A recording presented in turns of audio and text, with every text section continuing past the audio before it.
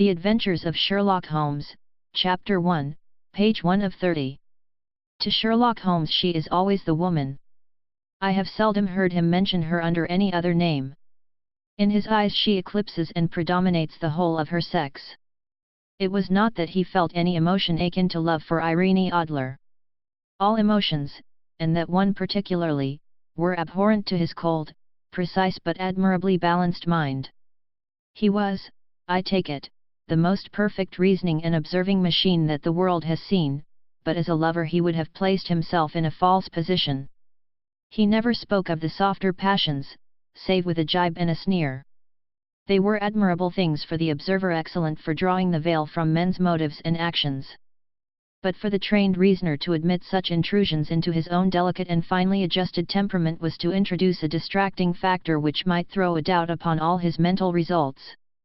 Grit in a sensitive instrument, or a crack in one of his own high-power lenses, would not be more disturbing than a strong emotion in a nature such as his. And yet there was but one woman to him, and that woman was the late Irene Adler, of dubious and questionable memory. I had seen little of Holmes lately. My marriage had drifted us away from each other. My own complete happiness, and the home-centered interests which rise up around the man who first finds himself master of his own establishment, were sufficient to absorb all my attention, while Holmes, who loathed every form of society with his whole bohemian soul, remained in our lodgings in Baker Street, buried among his old books, and alternating from week to week between cocaine and ambition, the drowsiness of the drug, and the fierce energy of his own keen nature. He was still, as ever, deeply attracted by the study of crime, and occupied his immense faculties and extraordinary powers of observation in following out those clues, and clearing up those mysteries which had been abandoned as hopeless by the official police. From time to time I heard some vague account of his doings, of his summons to Odessa in the case of the Trepoff murder, of his clearing up of the singular tragedy of the Atkinson brothers at Trincomalee, and finally of the mission which he had accomplished so delicately and successfully for the reigning family of Holland. Beyond these signs of his activity, however, which I merely shared with all the readers of the daily press, I knew little of my former friend and companion. One night, it was on the 20th of March, 1888, I was returning from a journey to a patient, for I had now returned to civil practice, when my way led me through Baker Street. As I passed the well-remembered door, which must always be associated in my mind with my wooing, and with the dark incidents of the study in scarlet, I was seized with a keen desire to see Holmes again, and to know how he was employing his extraordinary powers. His rooms were brilliantly lit, and, even as I looked up, I saw his tall, spare figure pass twice in a dark silhouette against the blind. He was pacing the room swiftly, eagerly, with his head sunk upon his chest and his hands clasped behind him.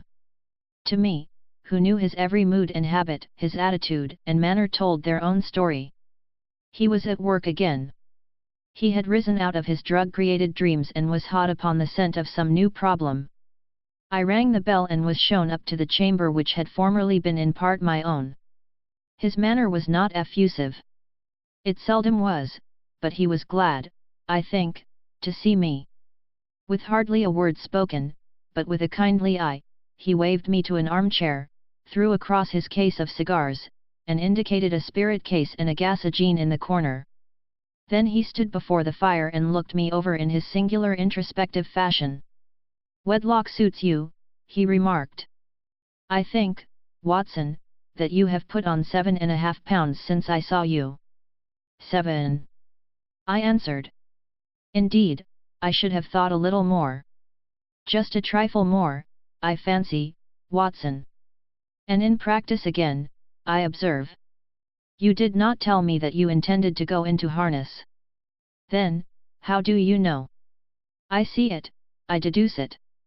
"How do I know that you have been getting yourself very wet lately, and that you have a most clumsy and careless servant girl?" "My dear Holmes," said I, "this is too much.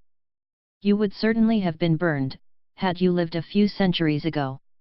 It is true that I had a country walk on Thursday and came home in a dreadful mess, but as I have changed my clothes I can't imagine how you deduce it. As to Mary Jane, she is incorrigible, and my wife has given her notice, but there, again, I fail to see how you work it out." He chuckled to himself and rubbed his long, nervous hands together. "It is simplicity itself," said he. "My eyes tell me that on the inside of your left shoe, just where the firelight strikes it, the leather is scored by 6 almost parallel cuts. Obviously they have been caused by someone who has very carelessly scraped round the edges of the sole in order to remove crusted mud from it /. Hence, you see, my double deduction that you had been out in vile weather, and that you had a particularly malignant boot-slitting specimen of the London slavey. As to your practice, if a gentleman walks into my room smelling of iodoform, with a black mark of nitrate of silver upon his right forefinger, and a bulge on the right side of his top hat to show where he has secreted his stethoscope, I must be dull, indeed, if I do not pronounce him to be an active member of the medical profession." I could not help laughing at the ease with which he explained his process of deduction. "When I hear you give your reasons," I remarked, "the thing always appears to me to be so ridiculously simple that I could easily do it myself, though at each successive instance of your reasoning I am baffled until you explain your process. And yet I believe that my eyes are as good as yours." "Quite so," he answered, lighting a cigarette, and throwing himself down into an armchair. "You see, but you do not observe. The distinction is clear. For example, you have frequently seen the steps which lead up from the hall to this room." "Frequently." "How often?" "Well, some hundreds of times." "Then how many are there?" "How many? I don't know." "Quite so. You have not observed. And yet you have seen. That is just my point. Now, I know that there are 17 steps, because I have both seen and observed. By the way, since you are interested in these little problems, and since you are good enough to chronicle 1 or 2 of my trifling experiences, you may be interested in this." He threw over a sheet of thick, pink-tinted notepaper which had been lying open upon the table. "It came by the last post," said he. "Read it aloud." The note was undated, and without either signature or address. "There will call upon you tonight, at 7:45, it said, "a gentleman who desires to consult you upon a matter of the very deepest moment. Your recent services to one of the royal houses of Europe have shown that you are one who may safely be trusted with matters which are of an importance which can hardly be exaggerated. This account of you we have from all quarters received. Be in your chamber then at that hour, and do not take it amiss if your visitor wear a mask." "This is indeed a mystery," I remarked. "What do you imagine that it means?" "I have no data yet." "It is a capital mistake to theorize before one has data. Insensibly one begins to twist facts to suit theories, instead of theories to suit facts." "But the note itself? What do you deduce from it?" I carefully examined the writing, and the paper upon which it was written.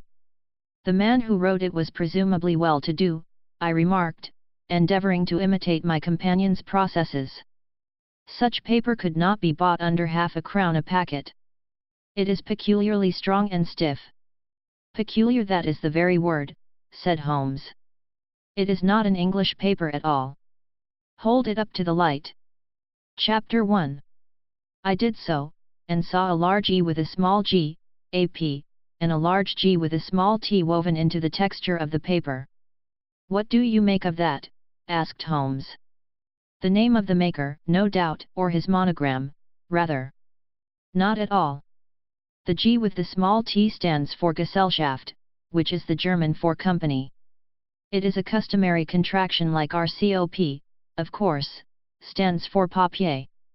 Now for the EG. Let us glance at our Continental Gazetteer." He took down a heavy brown volume from his shelves. "Eglo, Eglinitz, here we are, Egria. It is in a German-speaking country in Bohemia, not far from Carlsbad. Remarkable as being the scene of the death of Wallenstein, and for its numerous glass factories and paper mills. Ha, ha, my boy, what do you make of that?" His eyes sparkled, and he sent up a great blue triumphant cloud from his cigarette. "The paper was made in Bohemia," I said. "Precisely. And the man who wrote the note is a German. Do you note the peculiar construction of the sentence? This account of you we have from all quarters received.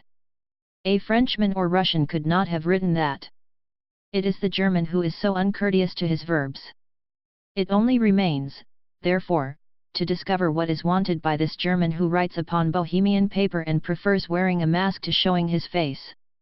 And here he comes, if I am not mistaken, to resolve all our doubts. As he spoke there was the sharp sound of horses' hoofs and grating wheels against the curb, followed by a sharp pull at the bell. Holmes whistled. "A pair, by the sound," said he. "Yes," he continued, glancing out of the window. "A nice little brougham and a pair of beauties. 150 guineas apiece. There's money in this case, Watson, if there is nothing else. I think that I had better go, Holmes." "Not a bit, Doctor. Stay where you are. I am lost without my Boswell. And this promises to be interesting. It would be a pity to miss it. But your client? Never mind him. I may want your help, and so may he. Here he comes. Sit down in that armchair, Doctor, and give us your best attention." A slow and heavy step, which had been heard upon the stairs and in the passage, paused immediately outside the door. Then there was a loud and authoritative tap. "Come in," said Holmes. A man entered who could hardly have been less than 6 feet 6 inches in height, with the chest and limbs of a Hercules. His dress was rich with a richness which would, in England, be looked upon as akin to bad taste. Heavy bands of astrakhan were slashed across the sleeves and fronts of his double-breasted coat, while the deep blue cloak which was thrown over his shoulders was lined with flame-colored silk and secured at the neck with a brooch which consisted of a single flaming beryl. Boots which extended halfway up his calves, and which were trimmed at the tops with rich brown fur, completed the impression of barbaric opulence which was suggested by his whole appearance. He carried a broad-brimmed hat in his hand, while he wore across the upper part of his face, extending down past the cheekbones, a black visored mask, which he had apparently adjusted that very moment, for his hand was still raised to it as he entered. From the lower part of the face he appeared to be a man of strong character, with a thick, hanging lip and a long, straight chin suggestive of resolution pushed to the length of obstinacy. "You had my note?" he asked with a deep harsh voice and a strongly marked German accent. "I told you that I would call." He looked from one to the other of us, as if uncertain which to address. "Pray take a seat," said Holmes. "This is my friend and colleague, Dr. Watson, who is occasionally good enough to help me in my cases. Whom have I the honor to address?" "You may address me as the Count von Kram, a Bohemian nobleman.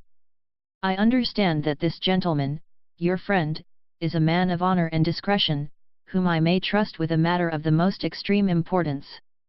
If not, I should much prefer to communicate with you alone." I rose to go, but Holmes caught me by the wrist and pushed me back into my chair. "It is both, or none," said he.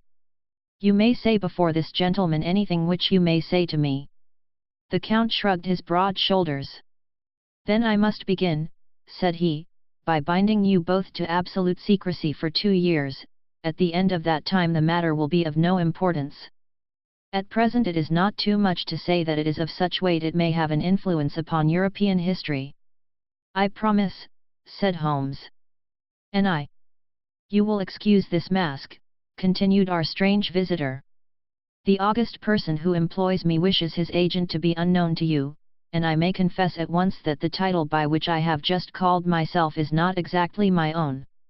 "I was aware of it," said Holmes dryly. "The circumstances are of great delicacy, and every precaution has to be taken to quench what might grow to be an immense scandal and seriously compromise one of the reigning families of Europe. To speak plainly, the matter implicates the great house of Ormstein, hereditary kings of Bohemia." "I was also aware of that," murmured Holmes, settling himself down in his armchair and closing his eyes. Our visitor glanced with some apparent surprise at the languid, lounging figure of the man who had been no doubt depicted to him as the most incisive reasoner and most energetic agent in Europe. Holmes slowly reopened his eyes and looked impatiently at his gigantic client. If your Majesty would condescend to state your case, he remarked, I should be better able to advise you. The man sprang from his chair and paced up and down the room in uncontrollable agitation. Then, with a gesture of desperation, he tore the mask from his face and hurled it upon the ground. You are right, he cried, I am the king. Why should I attempt to conceal it? Why, indeed, murmured Holmes. Your Majesty had not spoken before I was aware that I was addressing Wilhelm Gottsreichsigismund von Ormstein, Grand Duke of Kassel-Felstein, and hereditary King of Bohemia. But you can understand, said our strange visitor, sitting down once more and passing his hand over his high white forehead, you can understand that I am not accustomed to doing such business in my own person. Yet the matter was so delicate that I could not confide it to an agent without putting myself in his power. I have come incognito from Prague for the purpose of consulting you. Then, pray consult, said Holmes, shutting his eyes once more. The facts are briefly these: some 5 years ago, during a lengthy visit to Warsaw, I made the acquaintance of the well-known adventuress, Irene Adler. The name is no doubt familiar to you. Kindly look her up in my index, doctor, murmured Holmes without opening his eyes. For many years he had adopted a system of docketing all paragraphs concerning men and things, so that it was difficult to name a subject or a person on which he could not at once furnish information. In this case I found her biography sandwiched in between that of a Hebrew rabbi and that of a staff commander who had written a monograph upon the deep-sea fishes. Let me see, said Holmes. Born in New Jersey in the year 1858. Contralto La Scala, Prima donna Imperial Opera of Warsaw yes. Retired from operatic stage Living in London quite so. Your Majesty, as I understand, became entangled with this young person, wrote her some compromising letters, and is now desirous of getting those letters back. Precisely so. But how? Was there a secret marriage? None. No legal papers or certificates? None. Then I fail to follow your Majesty. If this young person should produce her letters for blackmailing or other purposes, how is she to prove their authenticity? There is the writing. Pooh, pooh. Forgery. My private note paper. Stolen. My own seal. Imitated. My photograph. Bought. We were both in the photograph. Oh, dear. That is very bad. Your Majesty has indeed committed an indiscretion. I was mad and sane. You have compromised yourself seriously. I was only Crown Prince then. I was young. I am but 30 now. It must be recovered. We have tried and failed. Your Majesty must pay. It must be bought. She will not sell. Stolen, then.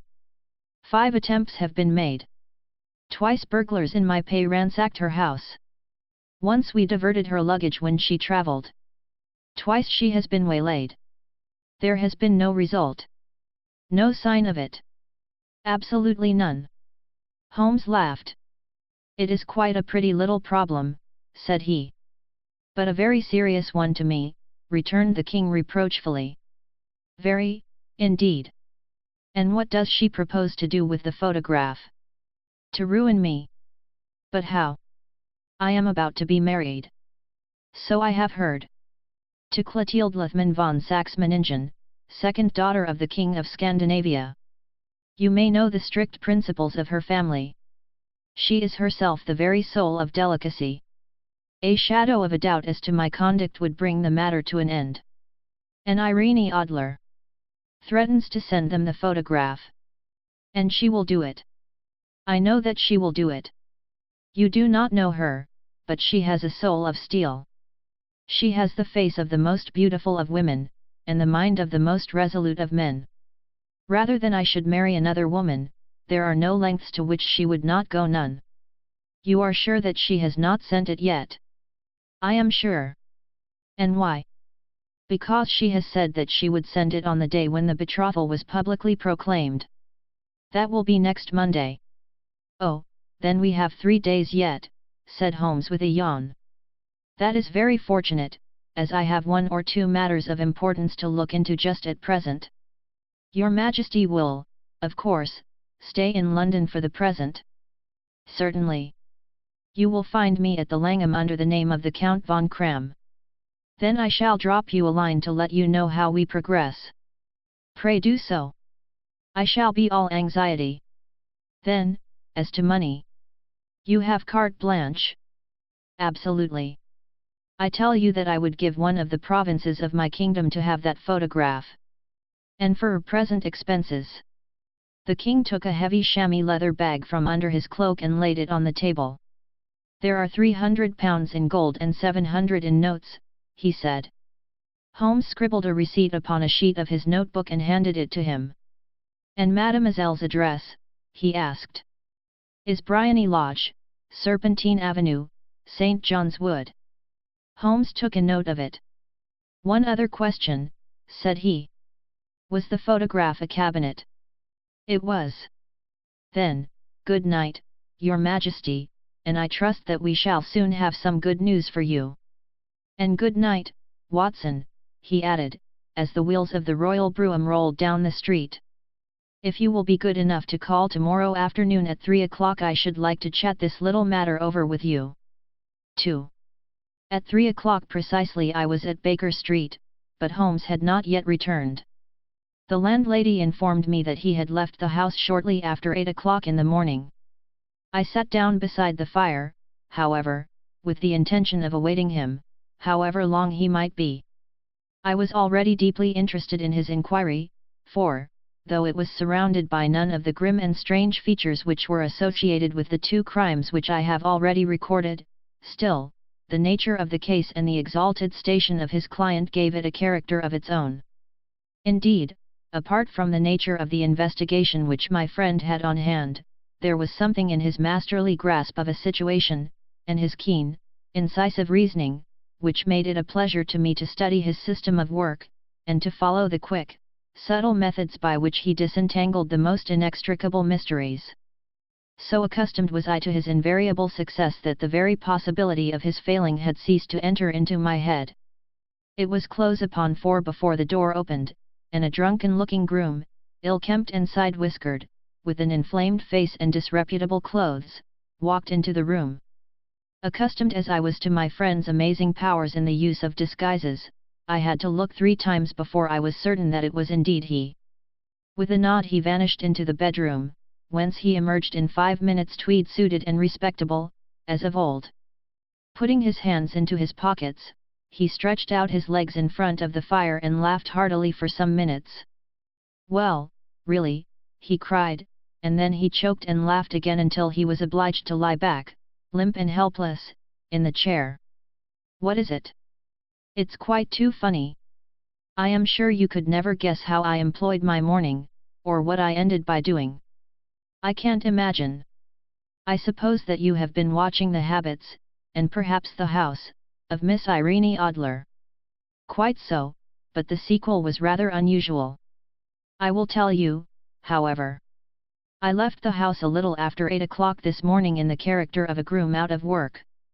There is a wonderful sympathy and freemasonry among horsey men. Be one of them, and you will know all that there is to know. I soon found Briony Lodge. It is a bijou villa, with a garden at the back, but built out in front right up to the road, 2 stories. Chubb lock to the door. Large sitting room on the right side, well furnished, with long windows almost to the floor, and those preposterous English window fasteners which a child could open. Behind there was nothing remarkable, save that the passage window could be reached from the top of the coach house.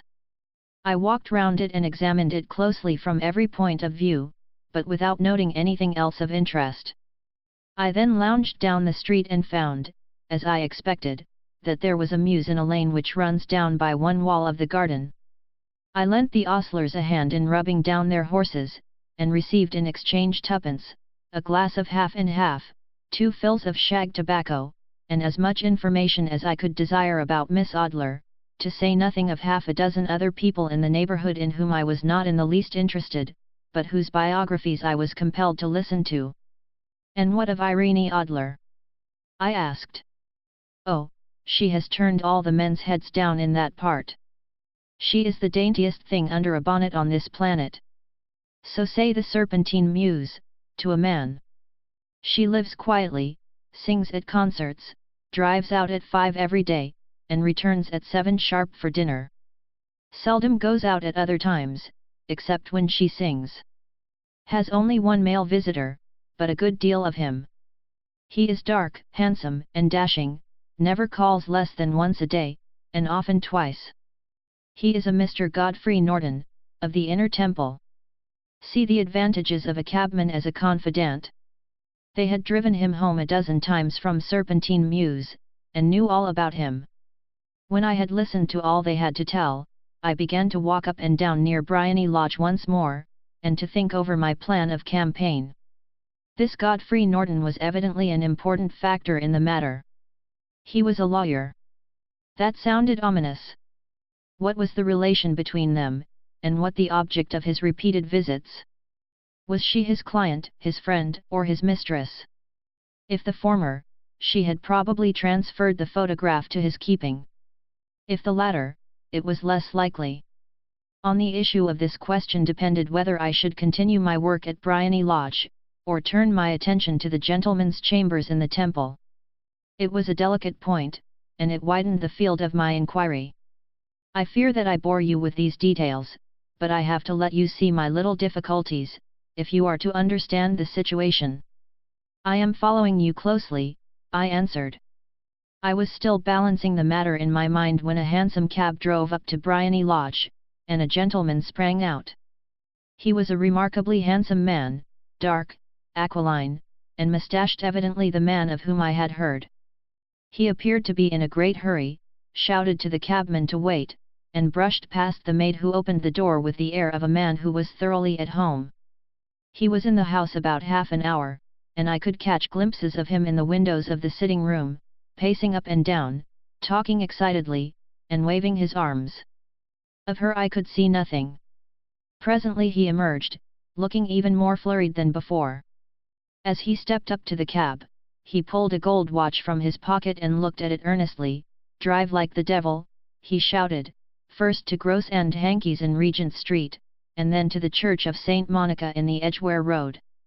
Half a guinea if you do it in 20 minutes. Away they went, and I was just wondering whether I should not do well to follow them when up the lane came a neat little landau, the coachman with his coat only half buttoned, and his tie under his ear, while all the tags of his harness were sticking out of the buckles. It hadn't pulled up before she shot out of the hall door and into it. I only caught a glimpse of her at the moment, but she was a lovely woman, with a face that a man might die for. Chapter 1. The Church of St. Monica, John, she cried, and half a sovereign if you reach it in 20 minutes. This was quite too good to lose, Watson. I was just balancing whether I should run for it, or whether I should perch behind her landau when a cab came through the street. The driver looked twice at such a shabby fare, but I jumped in before he could object. "The Church of St. Monica," said I, "and half a sovereign if you reach it in 20 minutes. It was 25 minutes to 12, and of course it was clear enough what was in the wind. My cabby drove fast. I don't think I ever drove faster, but the others were there before us. The cab and the landau with their steaming horses were in front of the door when I arrived. I paid the man and hurried into the church. There was not a soul there save the two whom I had followed and a surpliced clergyman, who seemed to be expostulating with them. They were all three standing in a knot in front of the altar. I lounged up the side aisle like any other idler who has dropped into a church. Suddenly, to my surprise, the three at the altar faced round to me, and Godfrey Norton came running as hard as he could towards me. "Thank God," he cried. "You'll do. Come. Come." "What then?" I asked. "Come, man, come, only 3 minutes, or it won't be legal." I was half dragged up to the altar, and before I knew where I was I found myself mumbling responses which were whispered in my ear, and vouching for things of which I knew nothing, and generally assisting in the secure tying up of Irene Adler, spinster, To Godfrey Norton, bachelor. It was all done in an instant, and there was the gentleman thanking me on the one side and the lady on the other, while the clergyman beamed on me in front. It was the most preposterous position in which I ever found myself in my life, and it was the thought of it that started me laughing just now. It seems that there had been some informality about their license, that the clergyman absolutely refused to marry them without a witness of some sort, and that my lucky appearance saved the bridegroom from having to sally out into the streets in search of a best man. The bride gave me a sovereign, and I mean to wear it on my watch chain in memory of the occasion. This is a very unexpected turn of affairs, said I, and what then? Well, I found my plans very seriously menaced. It looked as if the pair might take an immediate departure, and so necessitate very prompt and energetic measures on my part. At the church door, however, they separated, he driving back to the temple, and she to her own house. I shall drive out in the park at 5 as usual, she said as she left him. I heard no more. They drove away in different directions, and I went off to make my own arrangements. Which are? Some cold beef and a glass of beer, he answered, ringing the bell. I have been too busy to think of food, and I am likely to be busier still this evening. By the way, doctor, I shall want your cooperation. I shall be delighted. You don't mind breaking the law? Not in the least. Nor running a chance of arrest? Not in a good cause. Oh, the cause is excellent. Then I am your man. I was sure that I might rely on you. But what is it you wish? When Mrs. Turner has brought in the tray I will make it clear to you. Now, he said as he turned hungrily on the simple fare that our landlady had provided, I must discuss it while I eat, for I have not much time. It is nearly 5 now. In 2 hours we must be on the scene of action. Miss Irene, or Madam, rather, returns from her drive at 7. We must be at Bryony Lodge to meet her. And what then? You must leave that to me. I have already arranged what is to occur. There is only one point on which I must insist. You must not interfere, come what may. You understand? I am to be neutral. To do nothing whatever. There will probably be some small unpleasantness. Do not join in it. It will end in my being conveyed into the house. 4 or 5 minutes afterwards the sitting room window will open. You are to station yourself close to that open window. Yes. You are to watch me, for I will be visible to you. Yes. And when I raise my hand so you will throw into the room what I give you to throw, and will, at the same time, raise the cry of fire. You quite follow me? Entirely. It is nothing very formidable, he said, taking a long cigar-shaped roll from his pocket. It is an ordinary plumber's smoke rocket, fitted with a cap at either end to make it self-lighting. Your task is confined to that. When you raise your cry of fire, it will be taken up by quite a number of people. You may then walk to the end of the street, and I will rejoin you in 10 minutes. I hope that I have made myself clear.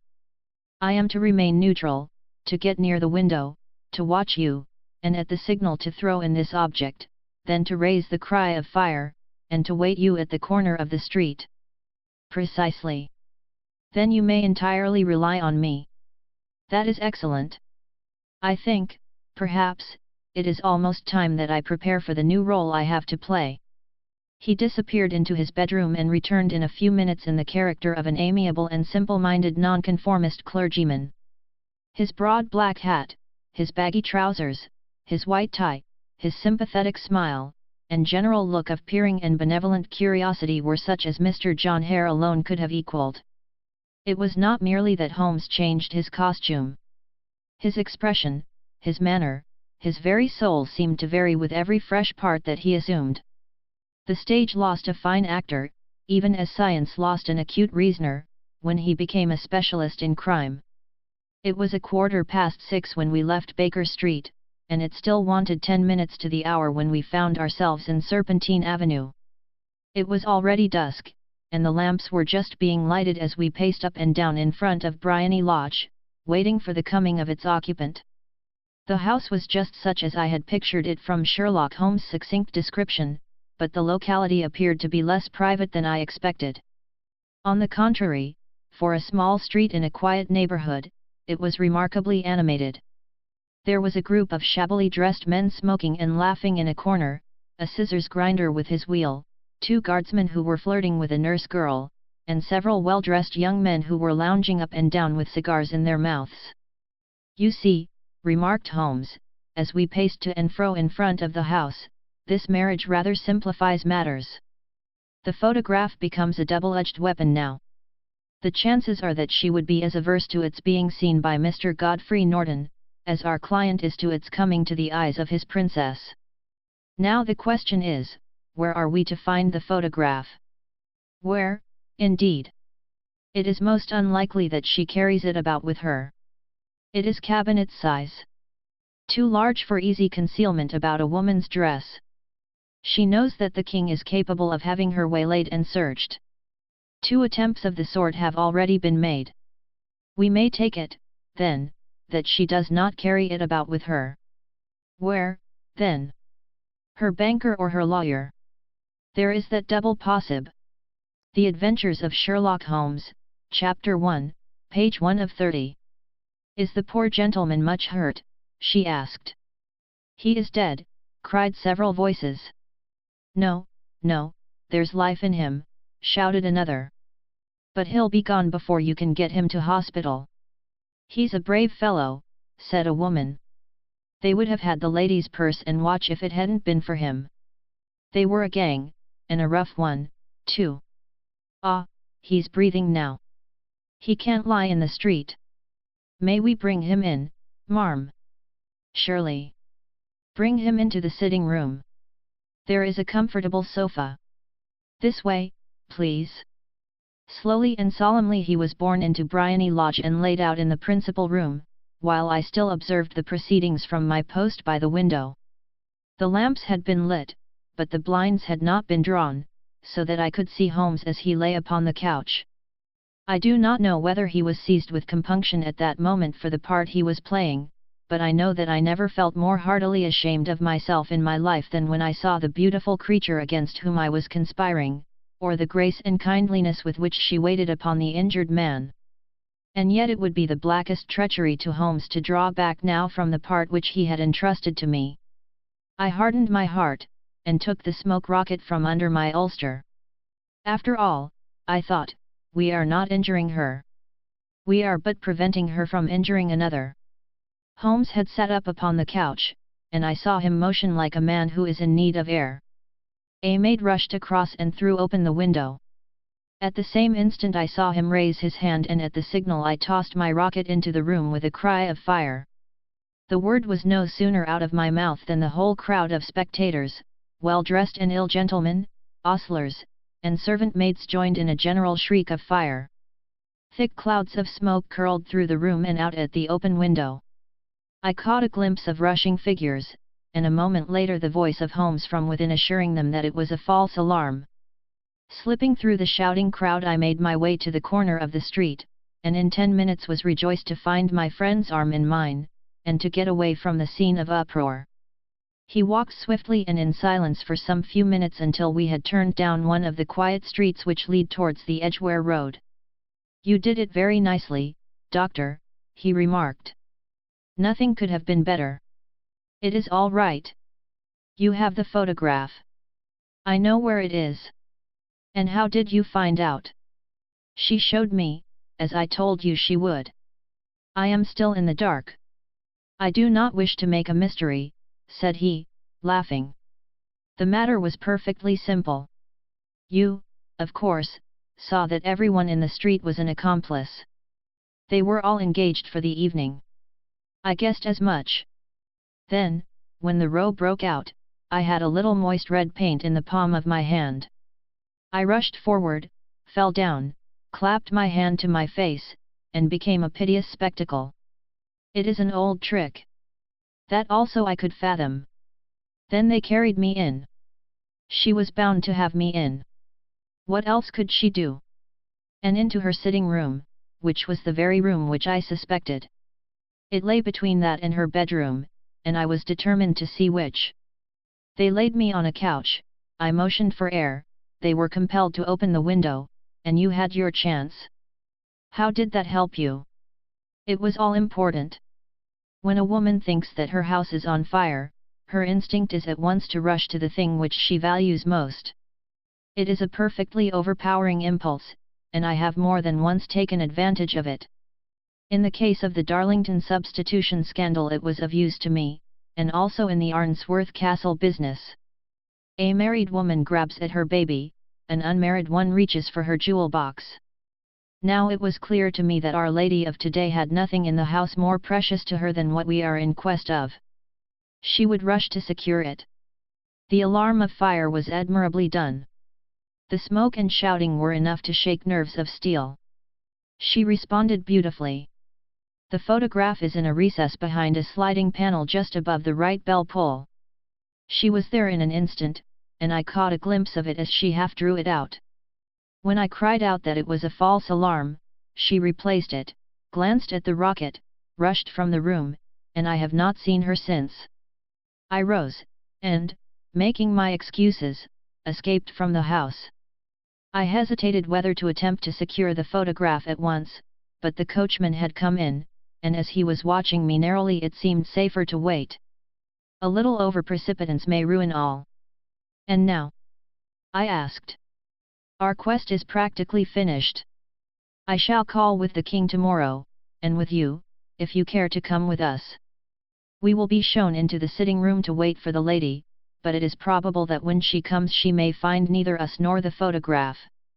It might be a satisfaction to His Majesty to regain it with his own hands. And when will you call? At 8 in the morning.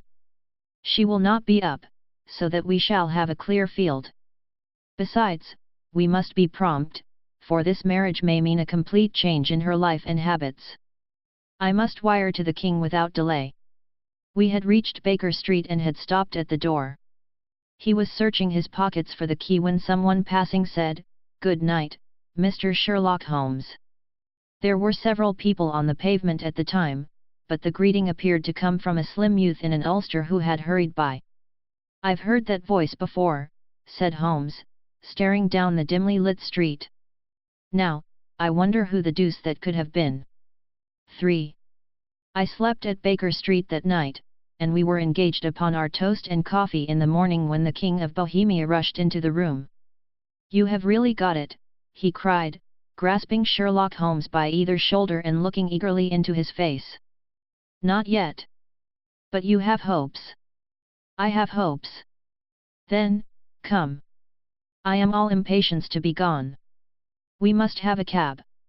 "No, my brougham is waiting." "Then that will simplify matters." We descended and started off once more for Briony Lodge. "Irene Adler is married," remarked Holmes. "Married? When?" "Yesterday." "But to whom?" "To an English lawyer named Norton." "But she could not love him." "I am in hopes that she does." "And why in hopes?" "Because it would spare your Majesty all fear of future annoyance. If the lady loves her husband, she does not love your Majesty. If she does not love your Majesty, there is no reason why she should interfere with your Majesty's plan." "It is true. And yet well. I wish she had been of my own station. What a queen she would have made." He relapsed into a moody silence, which was not broken until we drew up in Serpentine Avenue. The door of Briony Lodge was open, and an elderly woman stood upon the steps. She watched us with a sardonic eye as we stepped from the brougham. "Mr. Sherlock Holmes, I believe," said she.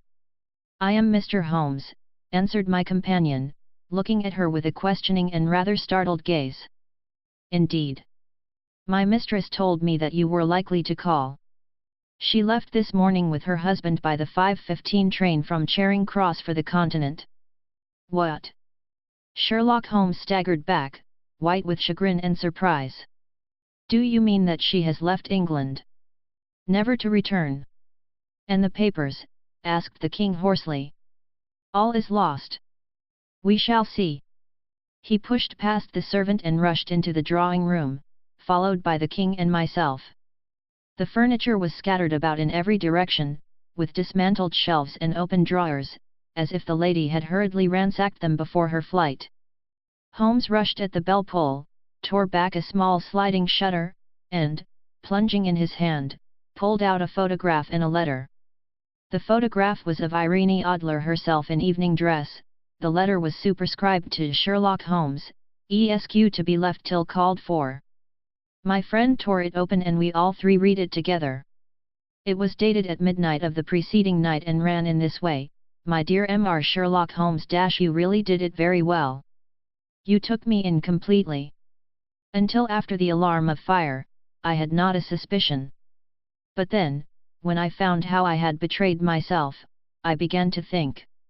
I had been warned against you months ago. I had been told that if the king employed an agent it would certainly be you. And your address had been given me. Yet, with all this, you made me reveal what you wanted to know. Even after I became suspicious, I found it hard to think evil of such a dear, kind old clergyman. But, you know, I have been trained as an actress myself. Male costume is nothing new to me. I often take advantage of the freedom which it gives. I sent John, the coachman, to watch you, ran upstairs, got into my walking clothes, as I call them, and came down just as you departed. Well, I followed you to your door, and so made sure that I was really an object of interest to the celebrated Mr. Sherlock Holmes. Then I, rather imprudently, wished you good night, and started for the temple to see my husband. We both thought the best resource was flight, when pursued by so formidable an antagonist, so you will find the nest empty when you call tomorrow. As to the photograph, your client may rest in peace. I love and am loved by a better man than he. The king may do what he will without hindrance from one whom he has cruelly wronged. I keep it only to safeguard myself, and to preserve a weapon which will always secure me from any steps which he might take in the future. I leave a photograph which he might care to possess, and I remain, dear Mr. Sherlock Holmes, very truly yours, Irene Norton, née Adler. What a woman, oh, what a woman, cried the King of Bohemia, when we had all three read this epistle. Did I not tell you how quick and resolute she was? Would she not have made an admirable queen? Is it not a pity that she was not on my level? From what I have seen of the lady she seems indeed to be on a very different level to your Majesty, said Holmes coldly. I am sorry that I have not been able to bring your Majesty's business to a more successful conclusion. On the contrary, my dear sir, cried the king, nothing could be more successful. I know that her word is inviolate. The photograph is now as safe as if it were in the fire. I am glad to hear your Majesty say so. I am immensely indebted to you. Pray tell me in what way I can reward you. This ring. He slipped an emerald snake ring from his finger and held it out upon the palm of his hand. Your Majesty has something which I should value even more highly, said Holmes. You have but to name it. This photograph. The king stared at him in amazement. Irene's photograph, he cried. Certainly, if you wish it. I thank your Majesty. Then there is no more to be done in the matter. I have the honor to wish you a very good morning.